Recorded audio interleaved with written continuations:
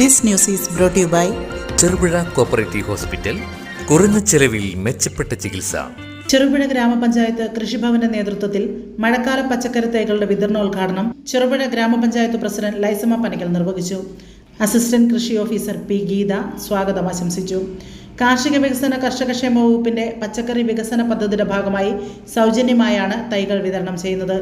വെണ്ട, വഴുതന, തക്കാളി, പച്ചമുളക് എന്നിവയുടെ 5000-ഓളം തൈകളാണ് കർഷകർക്കായി ലഭ്യമാക്കിയിട്ടുള്ളത്. തൈകൾ കൈപ്പറ്റുന്നതിനായി അതിരാവിലെ തന്നെ വൻ കർഷക തിരക്കാണ് കൃഷിഭവനിൽ അനുഭവപ്പെട്ടത്. ചടങ്ങിൽ പച്ചക്കറി തൈകളുടെ ശാസ്ത്രീയ നടീൽ രീതികളെക്കുറിച്ച് കൃഷി അസിസ്റ്റന്റ് ഓഫീസർ സുരേഷ് കുറ്റൂർ വിശദീകരിച്ചു.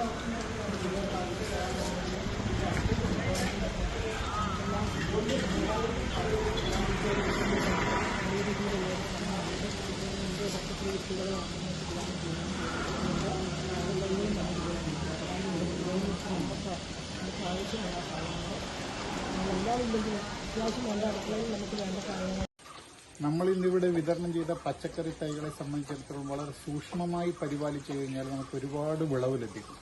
അതിന്റെ ആദ്യഘട്ടം എന്ന രീതിയിൽ നമ്മൾ ട്രേകളിലാണ് തൈകൾ വിതരണം ചെയ്യുന്നത്. അപ്പോൾ അത് പറിച്ചെടുക്കുമ്പോൾ തന്നെ ശ്രദ്ധിക്കണം.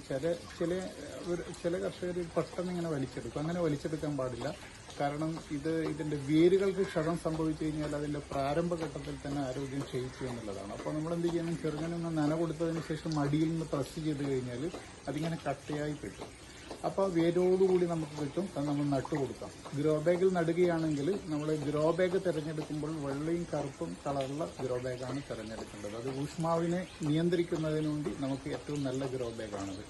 അപ്പോൾ അതിൽ നിറയ്ക്കുന്ന പോട്ടിൻ മിക്സർ എന്ന് പറയുന്നത് നമ്മൾ 3 ഘടകങ്ങൾ അതിൽ ഉൾപ്പെട്ടിരിക്കണം. 1:1:1 എന്ന അനുപാതത്തിൽ ഒരു ഭാഗം നല്ല മണ്ണ്, അതുപോലെ തന്നെ ജൈവവളം, അതുപോലെ തന്നെ മണൽ, പൂഴിമണൽ അല്ലെങ്കിൽ നമുക്ക് ഉമിയോ അല്ലെങ്കിൽ ചകിരിച്ചോറോ കമ്പോസ്റ്റോ ഉപയോഗിക്കാം. പാത്രത്തിൽ അത് 3 കൂടി മിക്സ് ചെയ്തതിന് ശേഷം ഒരു 70% ഗ്രോ ബാഗിൽ നിറയ്ക്കേണ്ടത്.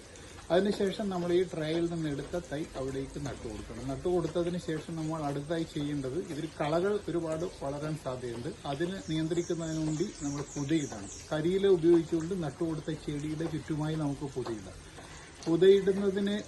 പുതയിട്ടതുകൊണ്ട് മറ്റ് പല ഗുണങ്ങൾ കൂടിയുണ്ട്. ഒന്ന്, നമ്മൾ നല്ല ചൂട് വരുന്ന സമയത്ത് അതിലേക്ക് നന കൊടുത്തു കഴിഞ്ഞാൽ അത് ബാഷ്പീകരിക്കാതിരിക്കാൻ നമുക്ക് നമ്മളെ ഈ പുതയിടൽ സഹായിക്കും. അതുപോലെ തന്നെ സൂര്യപ്രകാശം നേരിട്ട് നമ്മളെ മണ്ണിലേക്ക് പതിച്ച് ചൂട് കൂടാതിരിക്കാനും സഹായിക്കും.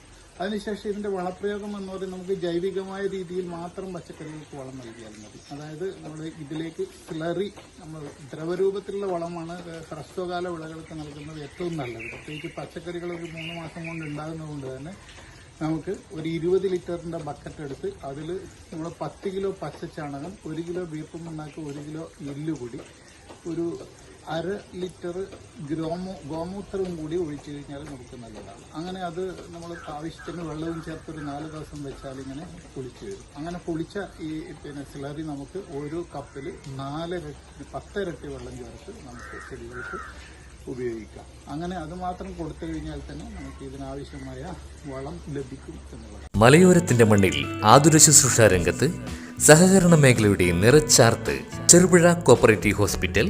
കുറഞ്ഞ ചെലവിൽ മെച്ചപ്പെട്ട ചികിത്സ.